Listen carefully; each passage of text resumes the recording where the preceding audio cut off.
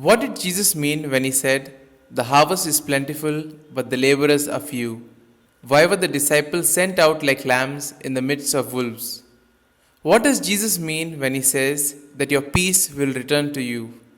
All these questions and more answered during today's episode of Daily Reflections.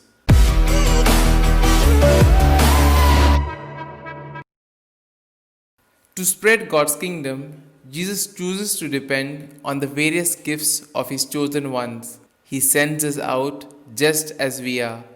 We carry little except our limited strengths and our frailties. The gift of peace that we can bring to those who accept us is more precious than any casual roadside conversation.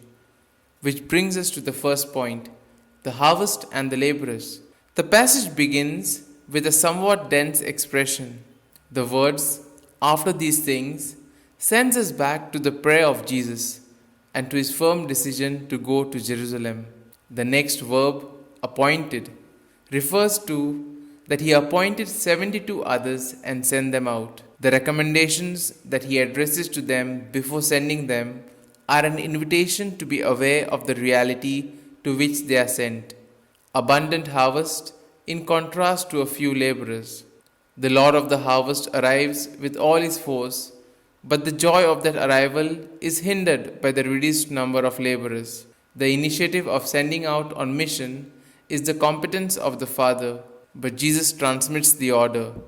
He says, "Start off now," and then he indicates the ways of following. Which brings us to the next point, sheep among wolves. In instructing the disciples to travel light, Jesus is encouraging them to depend on him for all that they need to accomplish their mission. He gives them a set of detailed instructions for the earliest disciples, who are sent throughout the countryside in an extensive program of visiting. These instructions of Jesus seem to be about being single minded in their service.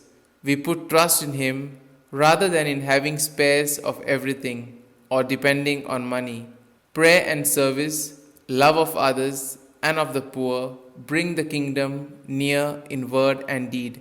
These are elements that show the frailty of the one who is sent and his dependence on the help that they receive from the Lord and from the people of the city. Jesus sends out a large group of his followers on mission ahead of him, leaving them in no doubt about the challenges which will await them.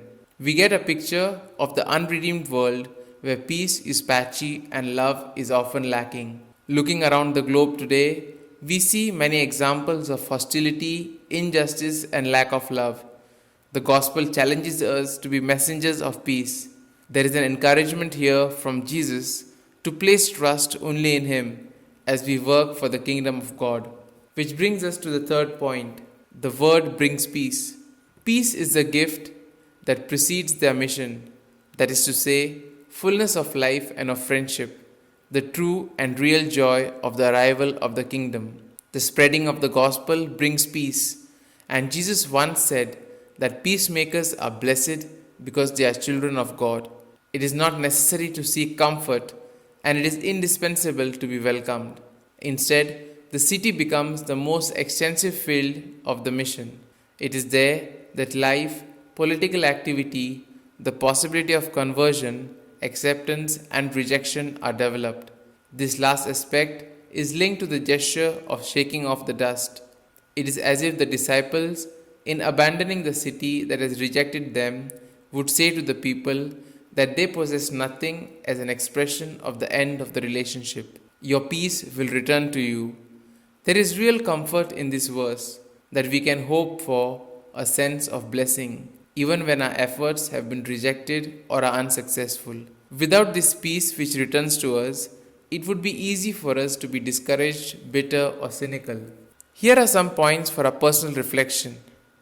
How well do I understand and respond to the message that discipleship is not a solitary endeavor?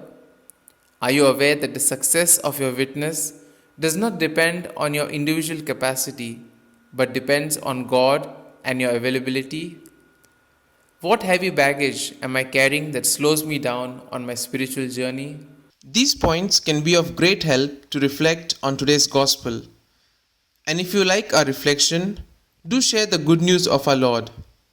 Have a good day, and may God bless you all. Amen.